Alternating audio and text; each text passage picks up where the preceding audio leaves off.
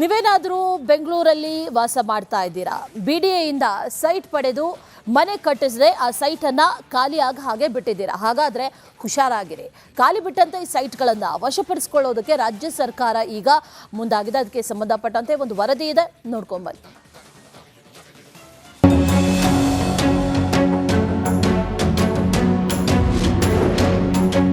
ಬಿಡಿಎಯಿಂದ site ಪಡೆದು ಖಾಲಿ ಬಿಟ್ಟವರಿಗೆ shock. ಖಾಲಿ ಸೈಟ್ ಇಟ್ಕೊಂಡು ಮಾಲೀಕರಿಗೆ ಡವಡವ. ಬೆಂಗಳೂರಲ್ಲಿ ಜಸ್ಟ್ ಕ್ಲೀನ್ ಬೆಂಗಳೂರು ಅಭಿಯಾನವನ್ನು ಸರ್ಕಾರ ಆರಂಭಿಸಿದೆ.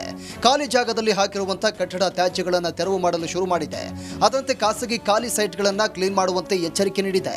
ಇದರ ಜೊತೆಗೆ ಬಿಡಿಎ ಹಾಗೂ ಇತರೆ ಸೈಟ್ಗಳನ್ನು ಖರೀದಿ ಮಾಡಿ ನಿವೇಶನ ನಿರ್ಮಾಣ ಮಾಡದೆ ಹಾಗೆ ಖಾಲಿ ಬಿಟ್ಟಿರುವಂತಹ ಸೈಟ್ಗಳನ್ನು ವಾಪಸ್ ಪಡೆಯುವುದಕ್ಕೆ ಸರ್ಕಾರ ಸಿದ್ಧತೆ ನಡೆಸಿದೆ.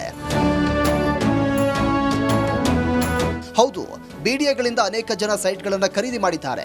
ಆದರೆ ಅವುಗಳಲ್ಲಿ ವರ್ಷಗಳೇ ಕಳೆದರೂ ನಿವೇಶನಗಳನ್ನು ನಿರ್ಮಾಣವಾಗಿಲ್ಲ. ಖಾಲಿ ಸೈಟ್ಗಳು ಪಾಳು ಬಿದ್ದು ಕಸದ ರಾಶಿಯಾಗ್ತಾ ಇದೆ. ಇದರಿಂದಾಗಿ ಬಿಡಿಎ ಲೇಔಟ್ಗಳ ಸೌಂದರ್ಯ ಹಾಳಾಗ್ತಾ ಇದೆ. ಹೀಗಾಗಿ ಅನೇಕ ವರ್ಷಗಳಿಂದ ಖಾಲಿ ಇರುವ ಸೈಟ್ಗಳನ್ನು ವಾಪಸ್ ಪಡೆಯಲು ಮತ್ತು ಮುಟ್ಟುಗೋಲು ಹಾಕಲು ಸರ್ಕಾರ ನಿರ್ಧಾರ ಮಾಡಿದೆ. ಅದಕ್ಕೆ ಡಬಲ್ ಟ್ಯಾಕ್ಸ್ ಸಿಸ್ಟಮು, ಇಲ್ಲಾಂದ್ರೆ ವಾಪಸ್ ಸೈಟನ್ನು ಪಡ್ಕೊಳ್ಳುವಂಥ ವ್ಯವಸ್ಥೆಯನ್ನು ಮಾಡಬೇಕಾಗ್ತದೆ.